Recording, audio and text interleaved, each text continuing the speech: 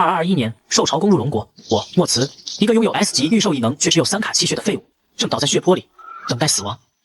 畜生，要是能重来，我后悔了，后悔当初放弃了武者之路。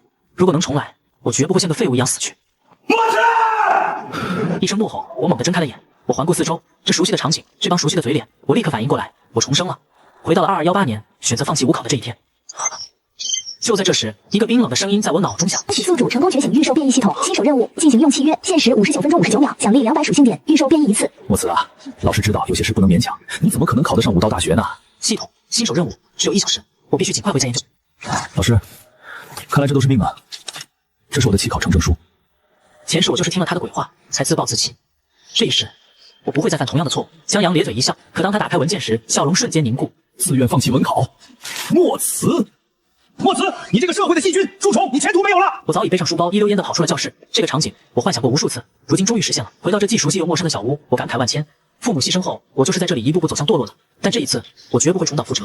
为了自己的梦想，也为了抵抗3年后的灭世受潮，我要当武者。我立刻换出系统面板，新手任务是进行契约，可我只有3卡气血，连最垃圾的鬼斗虫都需要10卡才能契约，1小时内提升7卡气血根本不可能。等等，任务只说了进行契约，没说一定要契约凶手。100年前灵气复苏，万物进化，连路边的野狗都算凶手，还有什么不是凶手呢？除了微生物。不契约就真没机会了，放手一搏吧。我下定了决心，与其坐以待毙，不如赌上这唯一的机会。我动用了体内仅存的3卡气血，准备开始契约仪式。这是父母生前研究凶兽基因的工作间，灵气复苏后万物进化，就连微生物也产生了无数变异。父亲当年收集过多种变异菌种的样本，只是后来再也没有人打开过这里。我小心翼翼拿起其中一个标注为 EC01 的培养盘，标签上写着变异大强杆菌，清代来源，下水道样本，经灵气催化后增殖速度与腐蚀性显著提升。就是这个了。我闭上眼，感受着培养品中沉睡的菌群，它们因灵气而变异，活性远超普通细菌。契约变异大肠杆菌，检测到宿主正在契约变异大产菌菌群，契约成功，恭喜宿主完成新手任务，奖励200点属性点，本源预售变异机会1次。变异本源预售大肠杆菌。话音刚落，凭空凝结的灵气像洪流一般朝我的七窍灌去。久旱逢甘霖的身体在得到滋补后，竟然产生了一股莫名的快感。我与细菌之间的感应正在逐步消散，取而代之的是一小片深蓝色的菌轮在我的手心凭空出现。本源预售变异完成，获得新细菌腐蚀菌。这就是父母当年研究过的变异细菌，经过我的契约和系统催化，竟蜕变成了如此可怕的存在。好可怕的细菌，这简直就是一群听命于我的纳米机器人。我可以随时控制它的繁殖速度，无论是暗杀还是正面战斗，都将是我的杀手锏。我将腐蚀菌融入掌心，回到卧室，换出了系统的图鉴面板。在临阶细菌变异图鉴上，除了已经解锁的腐蚀菌，还有一个灰色的血核菌。武者的境界从0阶到9阶，每阶又分1到9级。我现在气血值只有3卡，连0阶0级都算不上。想成为真正的武者，任重而道远。血核菌，该不会是合成气血的吧？我自嘲地笑了笑，怎么可能有这么逆天的东西？但当我点开它的介绍时，我惊得瞠目结舌。我了个雷，这么逆天，这简直是一个自动修炼外挂呀！我那靠着最低级修炼法，花了2年半才从1卡涨到3卡气血值的悲惨历史，终于要结束了。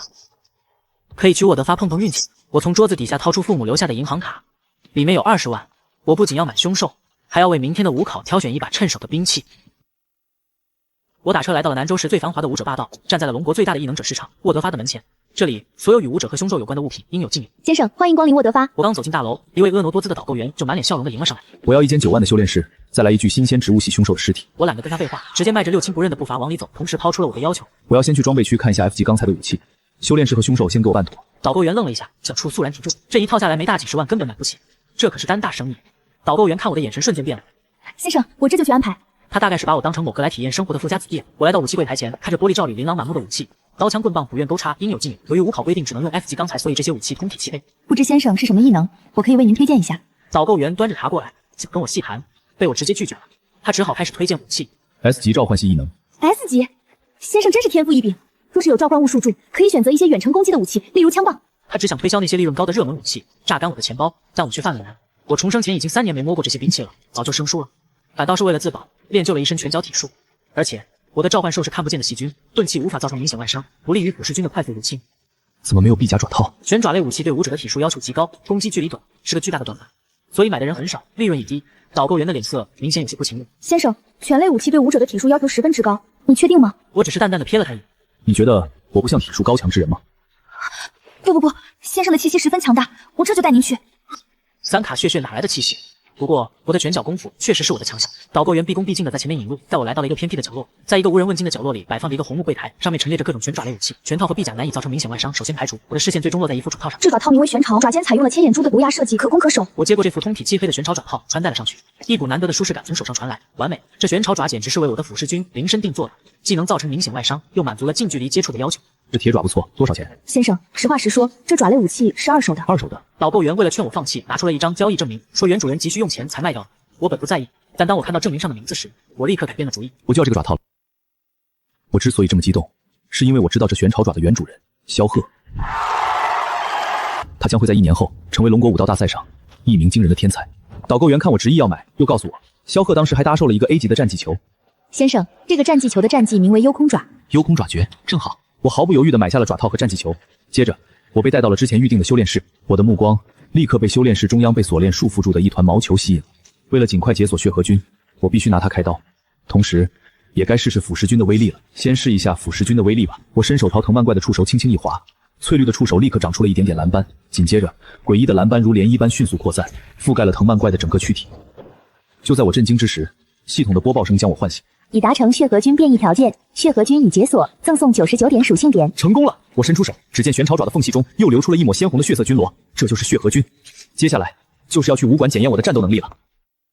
我背着书包来到了南州武馆的大门前。唐叔坐在台前看电脑的中年人诧异地抬起头，在看清是我后，他那满是风霜的脸上顿时僵住了。唐叔是我当唐英林的父亲，唐英林因为我气血之低而疏远我。你怎么来了？但唐叔待我却一如既往的好，时常照顾我。若不是他妻子阻拦，他早就把我接到家里住。唐叔，这次来是告诉你一个好消息。什么好消息？被文科大学保送了？我放弃了文考，而且我决定参加明天的武科考试了。唐叔的脸唰的一下就白了，他就像听到了什么恐怖的消息，嘴角止不住的抽搐。阿慈啊，你可别和唐叔开玩笑了啊！你只有3卡气血值，去参加武考会是什么下场啊？唐叔，要不然去训练室看一下我目前的实力吧。我盘坐在训练室里，吸收着刚刚击碎的幽空爪诀战技球里的灵气，一股陌生的记忆猛灌入我的脑海。宿主成功习得 A 级战技幽空爪唐叔，我准备好了。我知道以我现在的实力还不足以对抗这个灵偶，所以我要领取之前任务获得的所有属性点。系统领取所有属性点。我愣住了，这岂不是说我可以在战斗中随时修改自己的力量、速度和耐力领取？在需要敏捷的点满速度，需要体力上点满耐力，这简直逆天了！系统自动分配所有属性点。一股比以往更强烈的精力充沛感传遍全身，我的气息喷涌而出。虽然我的气血值仍是13卡，但我的总属性值却来到了恐怖的312点，相当于临阶3级的武种。启动9级灵偶，设定倒计时60秒。多少级？9级。唐叔被我的举动吓到了。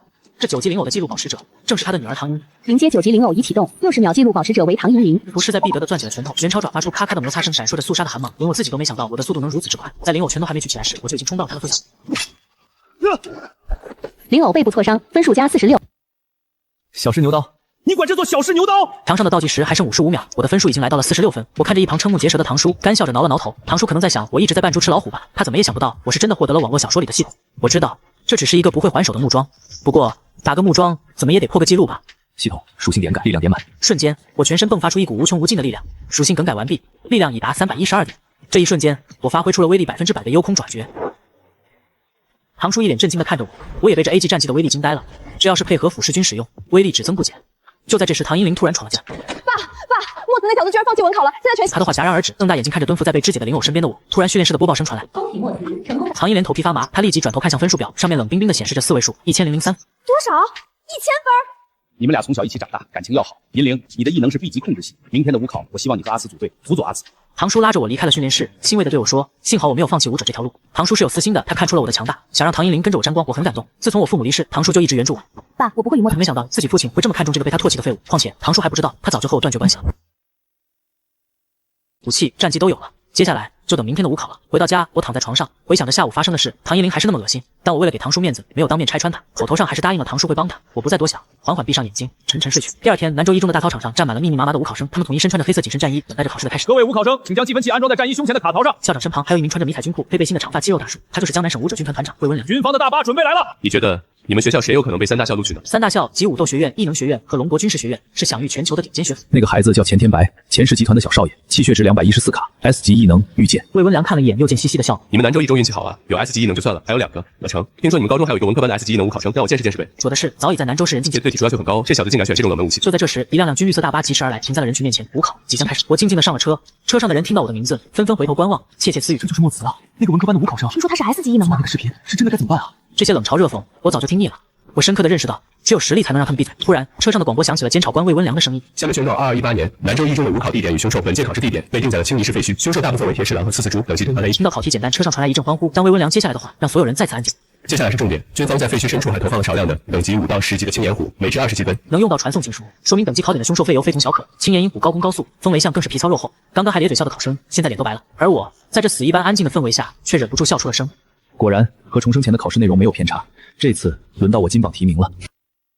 军用大巴停在了一座废弃的大楼前，我们走下车，空气中弥漫着腐败的恶臭，眼前的欢迎来到青泥市招牌早已被氧化的黑血浸染。考试为考生可自行组队，但得到的分数会被评分，时间持续2个小时。话音一落，所有考生都开始自行组队，而我只是淡淡的靠在大巴上闭目养神。上一世最高分是钱天白400多分，凭我的腐蚀君解决狼群不是难事，我的目标远不止于此。墨慈，加入我们组吗？我抬起眼认出了他，高辛兰，气血值179卡，B 级异能冰冻。我的断然拒绝让周围所有人都震惊了，他们不敢相信高傲的高辛兰会邀请我，更不敢相信我会拒绝。他身旁一个健壮的男子顿时不乐意了，他正是高辛兰的死舔狗洪昭山。墨慈，辛兰拉你入队是可怜你，你别给脸不要脸。他的大嗓门吸引了更多人的注意，听到周围人指责我自大的言论，我也有点恼了。高辛兰为什么要邀请墨慈不邀请我？难不成他已经变得比我还强了？不可能！就在这时，提示音突然响起，考试已正式开始。5分钟内仍停留在安全区的考生按弃考处理，瞬间所有5考生一窝蜂的冲了出去。不，还好没人跑得过我，这样我就能抢占先。我可是85点速度值，究竟是谁这么快？他眯起双眼，看清了那道身影，额头瞬间滑落豆大的冷汗。墨慈。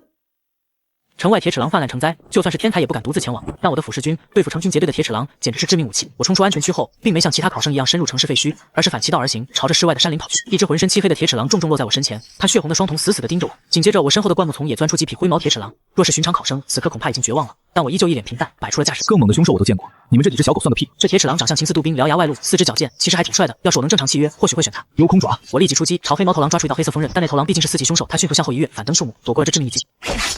刚刚的锋刃在他腿上留下了一道微小的伤口，腐蚀军已经成功入侵了。面对铁齿狼的再次突袭，我没有躲闪，系统重置属性，力量值拉满，瞬间我的反应变慢，但浑身上下爆发出一股恐怖的力量。完了，别死啊！我还要测试我的细菌呢。烟尘散去，黑铁齿狼摇摇晃晃地站了起来，我还没来得及高兴，眼见头狼吃瘪，剩下的灰毛铁齿狼一股脑地朝我冲了过来。系统评分312点属性值，但我看着冲来的狼群并没有慌张，嘴角反而微微扬起。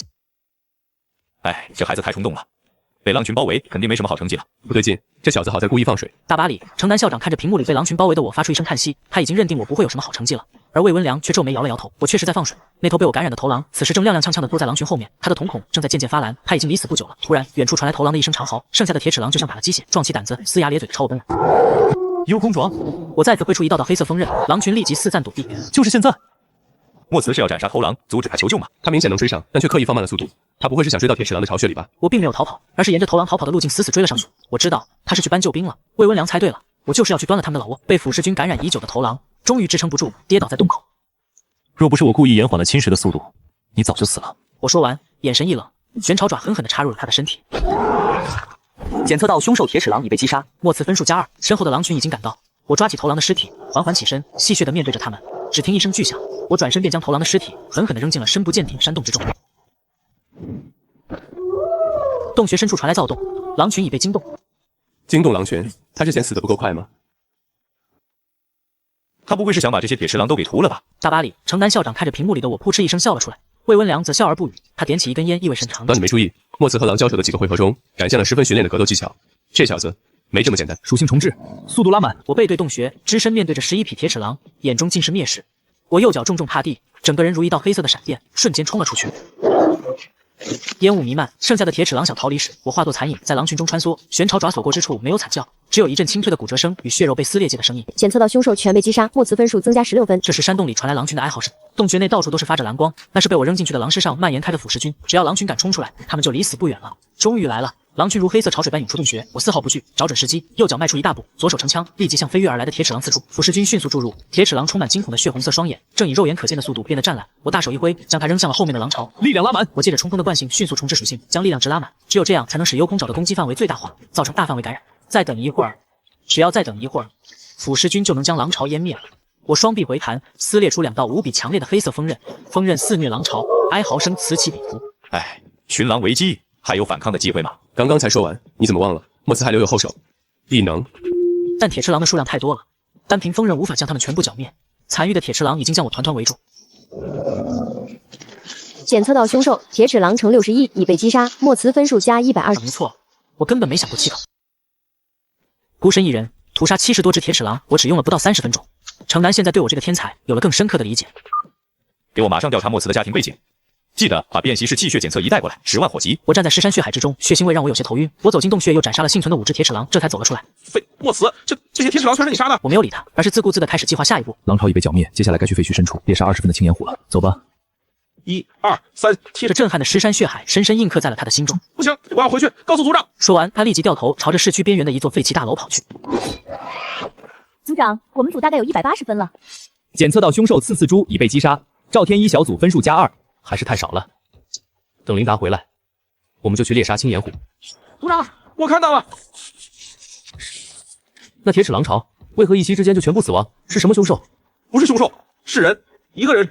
是3卡气血值的废物莫茨，我有必要骗你吗？族长刚探测到的狼巢瞬间就被灭了，我跑过去时，莫茨刚从洞里出来。琳达，你眼睛好使吗？我不信。苏沐红将信将疑，而队长赵天则沉默不语。毕竟只身一人剿灭狼巢，对他们来说根本不可能，更何况还是那个废物莫茨。琳达，一共死了多少只铁齿狼？全死了，没有一只活着。我数了数，有70多只。你的意思是，那3卡血血值的莫茨现在拿了140分？3人正在激烈讨论，完全没注意到我正捂着嗡嗡作响的无人机，躲在他们身后的废墟中。没想到那小子居然是和赵天一这个畜生一组的。 我认得赵天一，武道班 C 班班长，一个假仁假义的笑面虎。前世没少在背后诋毁我，不过他的异能探测能够侦测方圆3公里内含有灵力的生物，正好可以为我所用。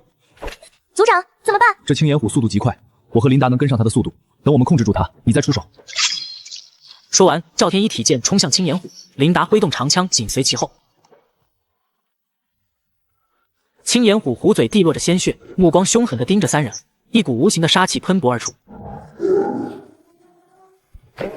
什么玩意儿？无人机！青岩狐被彻底激怒了。就在2人以为必死无疑时，一阵清扬的黑色幽风从他们脸庞拂过。青岩虎发出一声痛苦的咆哮，迅速退回了原位。赵天一和琳达呆住了，他们望着眼前突然出现的穿戴着黑色爪套的我，震惊的说不出话。莫茨！突然，苏沐红一柄烧火红的长枪瞬间朝我刺来。莫茨，你是想让我们死吗？赵天一反应极快，徒手抓住了滚烫的枪身。你看，我这不救了你们吗？赵天一紧握着枪身的手发出了烤肉般滋滋的响声。他知道不能让苏沐红攻击我，否则他会犯规离场。我来找你们，其实是想加入你们的小组，你们意下如何？这番操作把所有人都搞懵了。琳达十分激动，但苏沐红却不领好意。哼，刚刚差点害了我们！你一个3卡7血值的废物，怎么还敢提要求？就在赵天一想开口拒绝时，那只狼狈不堪的青岩虎突然又发出了一声咆哮。 快躲！赵天一和琳达立即闪开，但苏沐红速度慢了一包，直接被烟尘吞噬。我冲入烟尘，将苏沐红扛在肩上。这时烟尘散去，我扛着苏沐红出现在赵天一面前。没有逃出来吗？这青岩虎的烈焰能轻松融化 F 级钢材，你们再不走就只能死在这里。我再问你们一遍，你们同不同意？同意，他同意。他清楚能在那种危急时刻把苏沐红扛走，我的速度值至少达到了100点，气血值比他们3人都高。有我这样的强者加入，何乐而不为呢？系统重置属性，评分属性点，抓紧时间解决这凶兽吧。我说完准备动手，赵天一却拦住了我。他表面欢喜，心里却还在怀疑我的目的。他想让我立刻缔结契约，加入他们小组。 木子，要不然先缔结契约吧。赵天一，你是不是不信任我？赵天一皮笑肉不笑，沉默了。我抬手缓缓摘下胸前的计分器。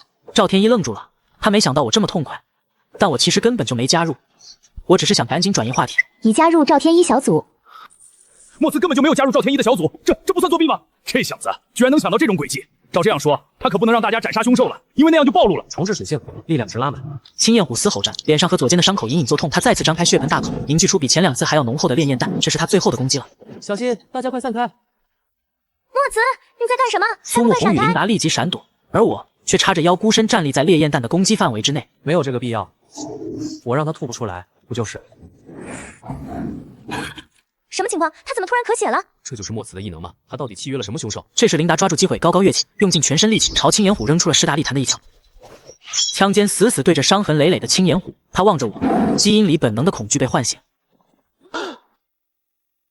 莫茨，你在干什么？眼睁睁把青岩虎放跑，这个是20分。我知道，我留他一条生路，是为了让青岩虎聚集起来，好一网打尽。莫茨，你不知道这青岩虎是独居性凶兽吗？他们怎可能会聚集？你在开玩笑？突然，那逃跑的青岩虎不断哀嚎，犹如吹响了悲壮号角。为什么？为什么独居性凶兽会？我淡淡一笑。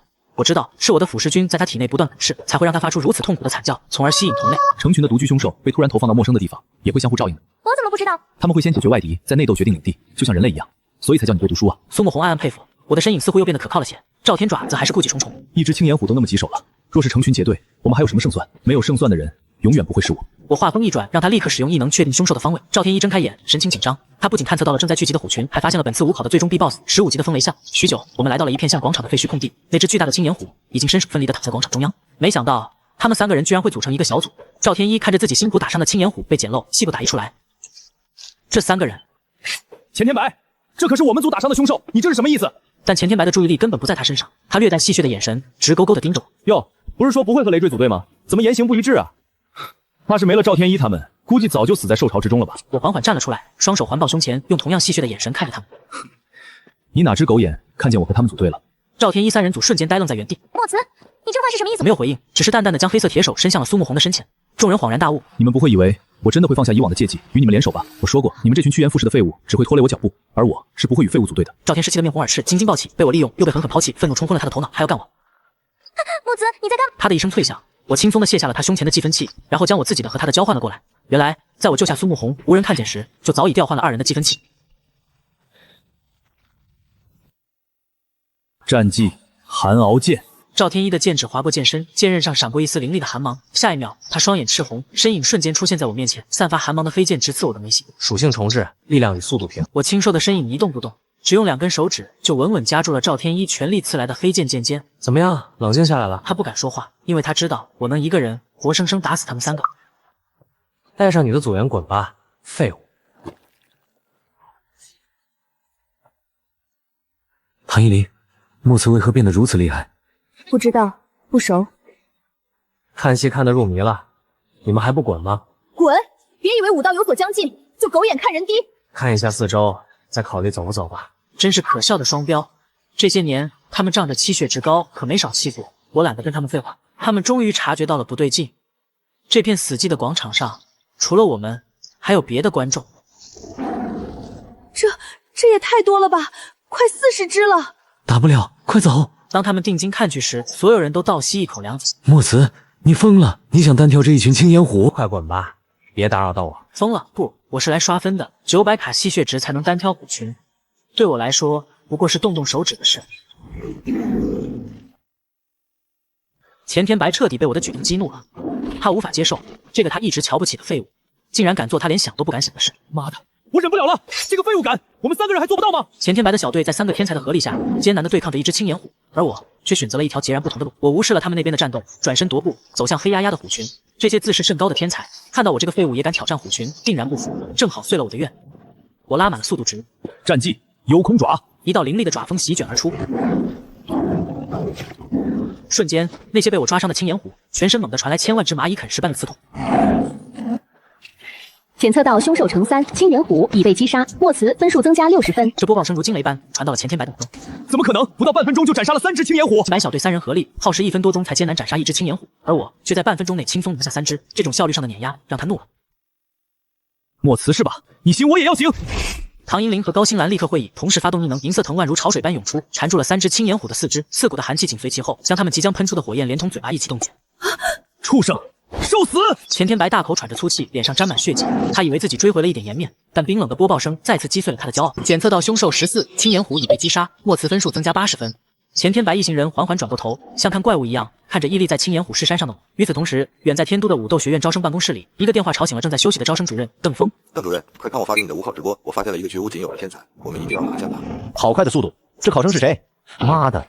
南州一中全校是吃了屎的吗？居然放这么一个天才进文科班，实在是暴殄天物。得知这个消息，邓峰吃了一个大惊。这小子的异能是什么？是 S 级异能，可以与凶兽缔结契约的羽兽。他迅速冷静下来，话锋一转，在听到这个消息的一瞬间，邓峰气得嘴唇都在发抖。南州一中居然隐瞒了这么一个 S 级异能的天才。算了，这小子叫什么名字？他叫墨泽。不过要注意的是，我的气血值只有3卡。邓峰难以置信地看着武探发来的资料，嘴巴惊讶地合不上。3卡气血值，这种表现，力量、速度和耐性远超同龄人，还有能让凶兽莫名其妙死亡的能力。这小子是个宝藏。邓峰思索片刻，立即做出了决定。离5考结束还有1个小时，我该动身去一趟江南了。这种不可多见的武道天才，人家抢着要呢。草场废墟深处，早已被我屠戮成了一片腥臭的尸山血海，青岩虎死伤无数，剩下的也早已逃之夭夭。钱天白、高星兰与唐银铃拼尽全力才斩杀了12头青岩虎，而我杀了多少，他们2只手根本数不过来。就在这时，其他考生陆续赶来。不愧是钱天白啊，3个人的小组居然能把这青岩虎群屠戮殆尽。你看那个墨慈汗都不出一滴，看来没少摸鱼啊。我早已恢复体力，乐呵呵地踩在青岩虎的尸体上，表情戏谑地看向钱天白。你们都给我闭嘴！我什么都没说，但那张极其阴阳怪气的脸却让他感觉我什么都说了。全场瞬间安静。屠戮虎群的不是我，是墨慈！钱天白愤怒的话语如同一声惊雷在平静的湖面炸响。不可能，他一个气血值只有3卡的废物，怎么可能做到？就是钱天白他们都累成这样了，他却活蹦乱跳的。众人面带疑惑的望向我，议论纷纷。下一个目标，15级凶兽风雷象。墨子看着钱天白气急败坏的样子，我心满意足。自己牛逼的事情，当然要从别人嘴里讲出来才牛逼。我根据从赵天一那儿得来的情报，在废墟大楼间穿行，一路上我又斩杀了不少低级凶兽，分数已经来到了932分。只要成功斩杀风雷象，就能破了江南省五考分数记录了。随着我越接近目的地，一股令人汗毛倒立的恐怖威压感越发明显，大地微微震颤。我知道风雷象就在拐角处，我在空中调整姿势，卸去大部分力道，但还是重重的砸在地板上，喘不过气。妈的，这风雷象快有3层楼高了，得去3楼找机会攻击他的眼睛。我蹑手蹑脚，悄悄地走上了2楼。我能清楚地察觉到那充满灵力的威压感就在我所贴行的墙后。我很庆幸自己的气血值低，散发的气息微弱，否则早就被发现了。我来到落地窗旁，调整呼吸，准备探头观察。身旁就是风雷象了，探个头看一看，找准机会就行了。一只巨大黑红色兽眸如血月一般，冷漠直视镜头，与我四目相对。我缓缓探出头，妈！还未等风雷象反应，我便动用全身力气，大步往身后跑去。风雷象被我这突然出现的人头吓了一跳，发出了惊天动地的象鸣。那惊天动地的象鸣让远处的钱天白等人都停下了脚步。我说墨慈跑哪儿去了？原来他知道风雷象的位置。族长，你不会想去攻击风雷象吧？你真当我是墨慈了？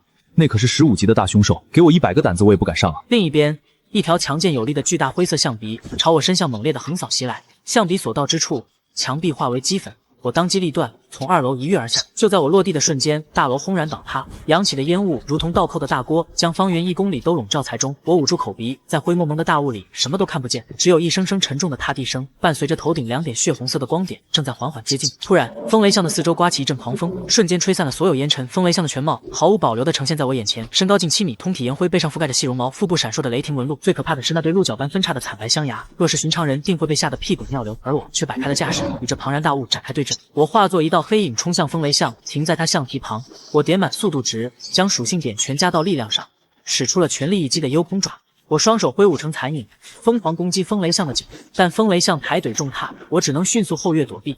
一连几个回合，我都毫发无伤，但我的全力攻击甚至没能擦破风雷象的脚皮。果然，300点力量值还是太低了。想让他受伤，只能攻击他薄弱的地方，腹部或者是眼睛。我看着风雷象那厚实的角质层，眉头紧锁。攻击腹部太过危险，而攻击眼睛则要面对他强劲的象鼻，能扇出大风的象耳以及能放电的象牙，但能远程接触他眼睛的方法也不是没有。风雷象怒了，他抽动长鼻，如长鞭般朝我袭来。我一个高跳躲过，再次朝他冲去，而我的玄巢爪就是最好的远程武器。风雷象抬起前肢，重重践踏，同时紧闭双眼，扇动大耳，卷起一阵阵呼啸的狂风。来了！我重生前就熟历风雷象的弱点，当他用耳朵制造狂风时，会闭上眼睛，而我的灵力气息微弱，他无法感知我的方位。当他睁开眼睛的这一刻，就是我最好时机。我当机立断，将双爪狠狠扎入地面，死死扣住，抵抗狂风。这是一个极其危险的举动，每当象蹄袭来，我都会松开双手，让自己被风吹出海踏范围，再重新扎入地面。终于，狂风渐消，风雷象睁开了眼睛，迎接他的是我早已准备好的一捧夹杂着腐蚀菌的灰色沙粒，一股针刺般的疼痛瞬间传入风雷象的大脑。我趁势加速，一个闪身来到他的腹部，心中默念力量拉满。这一下不再是刮痧，我300点的力量值在他柔软的腹部生生凹出了一个血淋淋的大口子。凄厉的象鸣响彻废墟，象血如喷泉般浇了我一身，我早已躲开。嘿，这下事情就好办了。斩杀风雷象不再是空谈，但他的耐性值高达700点，腐蚀菌的侵蚀速度会被延缓。在他彻底死亡前，我不能掉以轻心。我抬头望去，只见风雷象全身闪烁起亮白色的雷光，并急速朝他鹿角般的象牙汇聚，一个图球大小的球形闪电正在形成。好恐怖的雷光！要是墨慈躲不开，身上就得多出一个大窟窿了。我望着眼前蓄势待大发的风雷象，非但没有恐慌，反而浮现了一抹兴奋。终于使出这一招了，响雷死光。这一招威力惊人，范围巨大且难以躲避，但它有一个致命的弊端：蓄力期间不能行动，且耗时至少需要20秒。他也是被逼急了才会用这招。20秒的蓄力时长，杀你足矣。我双手一攥，风雷象体内的腐蚀菌仿佛收到了信号，发疯似的躁动起来。那象牙上附着的雷电忽然消失，球形闪电也开始狂躁的跳动，快要偏离轨迹。妈的，不妙！腐蚀菌侵蚀的速度有点慢。莫非这风雷象真能撑过这20秒？风雷象的等级还是太高了，而墨慈只是一个0阶0级的考生。此刻，魏温良正站在远处的高楼上，扶着栏杆观察着一切。他绑起被风吹得凌乱的灰白中头发，为了不让我出什么差池，他时刻准备着出手。就在我以为风雷像要撑过去时，他口中忽然喷出一大滩漆黑粘稠的鲜血。腐蚀君终究是赶在响雷死光蓄力完毕前侵入了他的大脑。砰一声巨响，雷球还未形成死光就猛地炸裂，刺眼的白光过后，风雷像遍体鳞伤，全身焦黑，最终轰然倒下。无人机的播报声还未传来，这意味着他还有生命特征。这都没死吗？我摊开利爪，漫步朝风雷像走去。就在这时，躲在暗处的钱天白瞬间暴起，就是现在！寒意刺骨，我瞬间转头。不是，虽然我确实欠打，但3个人同时来抢，实在是太过分了吧！来不及思考，我瞬间重置属性，一个闪身就来到了那飞驰而来的火红长枪前。我立即将长枪朝赵天一身前射去。哈哈哈，爸爸，我就算死，也不可能让你破纪录的。一道冰冷刺骨的话语悠悠地飘进他的耳朵。那你就死吧！砰啷一声脆响，飞剑被我如捏玻璃一般生生捏碎。我稍一用力，赵天一便头痛欲裂。我随手将他扔出，如炮弹般击碎了一面残垣断壁。我淡淡瞥了一眼跑去查看赵天一伤势的苏沐红，随后踏上风雷像巨大的身躯，目光阴冷地盯着天上那36把疾驰而来的飞剑。重置属性，将速度值拉满。瞬间，我的反应力、速度都更上一层楼。那迅疾如雷的飞剑，在我眼中不再是模糊的残影，而是清晰可见。我右爪猛地刺出，弹开一把飞剑，火花四射，紧接着清脆的金属碰撞声连绵不绝。墨慈，你真是好生厉害啊！战技天星剑诀，战技幽空爪声停止，36柄飞剑被我悉数挡下。我明白了。他只是借着抢凶兽的幌子，想与我比试一场。钱天白跟不上我的速度，但他还是死死锁定了一个目标，挥剑横劈。我瞬间重置属性，双爪交叉用力一抓，凭借力量值的优势，我将剑锋缓缓压向他的鼻尖。我冰冷的眼中露出无尽的怒意，一股纯粹的杀意汹涌袭来。钱天白，不给你一点苦头吃，你还真以为我还是那3卡气血值的废物啊！就在这时，远处的赵天一突然发出一声惨叫，他发现自己身上泛起了蓝色斑，眼睛也变得湛蓝。随后，他的尸骸被传送了回去。我一脚蹬开钱天白，横空而出，踢飞了苏沐红的枪尖。他借力打力，朝我连续刺击。我抓住机会，握住被他点燃的滚烫枪杆，随即一脚将他踢飞。我望着攥紧的拳头，杀意渐渐平稳，杀了与我有仇的赵天一就够了。一个只修炼了2年半，气血值只有3卡的文科班武者，若是成为了江南省的武状元，你们该如何应对呢？如何应对？我应对。苏沐红怒不可遏，一脚踢起长枪，无视警告，再次朝我冲来。放你一马，你想自寻死路？考试还有2分半结束，不要再给我整什么幺蛾子。考生苏沐红，成绩取消吧。威压消失，苏沐红和钱天白瘫在地上不敢抬头，而魏文良看了我一眼后再次消失。我见状举起玄巢爪，狠狠地朝脚下昏迷不醒的风雷像刺去。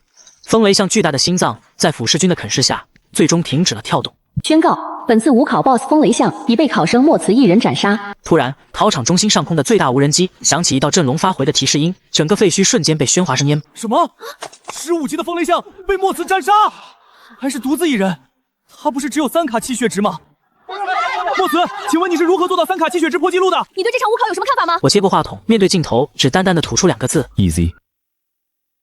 不能暴露系统，但契约细菌的事迟早会知道。他们想问的是腐蚀君从哪儿来，但我必须把问题引到在哪契约。墨慈，你到底契约了什么？城南的瞳孔发出一红一绿的暗光，这是他的 A 级异能辨真伪，能够分辨谎言。我契约的凶兽是细菌，名叫腐蚀君。城南的右眼绿光一闪，证明我没有说谎。墨慈说，他眉头紧皱，正想继续提问，魏温良却抢先开口。墨慈，你的腐蚀君从哪来的？我故作难为情地摇了摇头。魏团长，对于我在哪儿契约的腐蚀君这个问题，我可以不回答吗？我悄悄替换了关键词，神不知鬼不觉地将问题引导到了我准备好的答案上。不说的话，我也可以将你就地诛杀。我被死死压在沙发上，动弹不得。魏文良，你这个混蛋！沈烟秋的魏文良，我可是状元，你他妈敢动我！老魏，威压消失，城南开始唱红脸。墨慈，3大校也需要你的异能信息，你只需要回答这个问题就行了。你在哪里契约的腐蚀君？听到这句话，我提着的心终于放下了。我的腐蚀君是在我家的马桶里进行契约的。话音未落，魏文良的拳头已经呼啸而来，精准地停在我的鼻尖前。不是很能吗？动我呀！魏文良气得脸都红了，但他转头看向城南时，脸色却瞬间惨白，因为城南的右眼绿光闪得更加明亮了。老魏，他说的是真的。什么？老程，你没搞错吧？这他妈马桶里啊！不是想看吗？看个够吧！看完了我就会向记者哭惨喽。城南揉了揉眉心，自己的异能从未出错过，虽然荒唐，但他只能选择相信。气氛一度十分尴尬。听到我的威胁，两人额头都滑下了一丝冷汗。哎呀，墨慈同学，刚才是我不对，我给你道歉。魏文良立刻一改严肃的态度，热情地拍着我的肩膀道歉，但我并不买账。你说对不起，我就要原谅了。城南见状，神色紧张地从怀里掏出一张镶钻的乌黑卡片，推到我面前。这是沃德发的黑卡。这张黑卡可在沃德发享受顶级 VIP 待遇，购买任何道具都能打折。这对我来说是最好的奖励。我收起黑卡，内心乐开了花，但表面依旧云淡风轻。我带了个便携气血检测仪来试一下。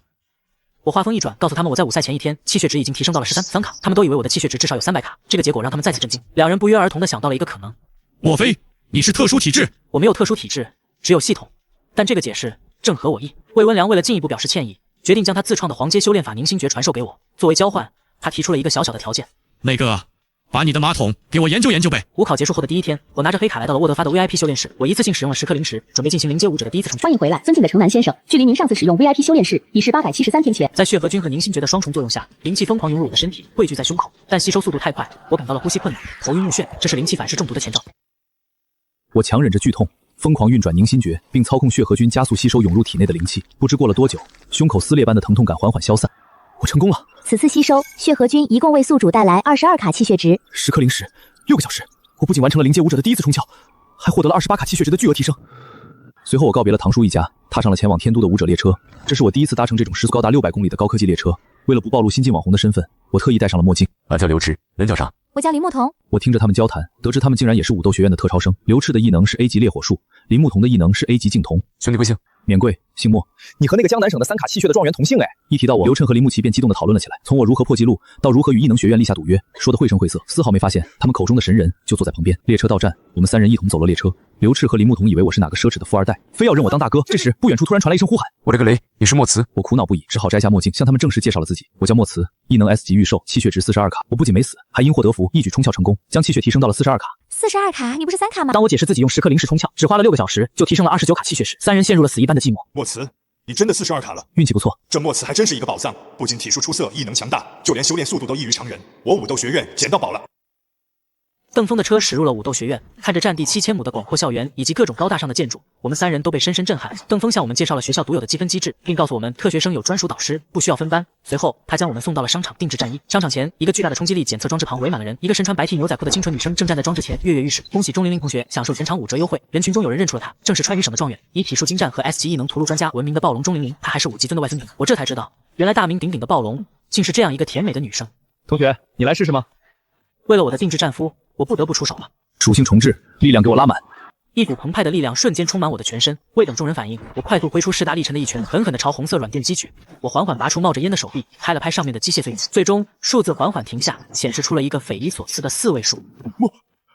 莫辞再次打破了新生纪录，2224公斤，全场5折优惠。你到底是如何做到的？这怎么可能？全场陷入了死一般的沉寂，他们无法理解一个气血值只有42卡的零级武者是如何打出2.2吨冲击力的。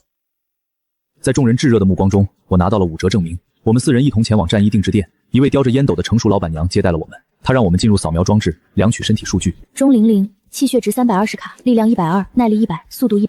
我听到这心里一惊，这扫描仪居然能把属性点数都扫出来。我必须隐藏我的额外属性点系统，重置属性，平均分配气血值属性点，奖励的属性点待定。分配完成。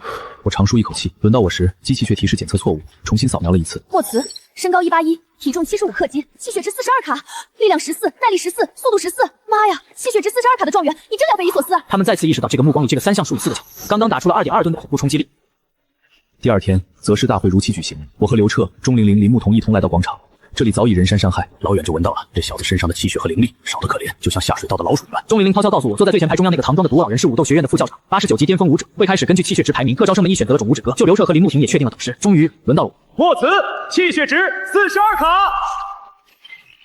大屏幕上，我的名字下竟出现了7位导师的人选，一共有7个导师选择了莫辞，其中还有3个1级导师。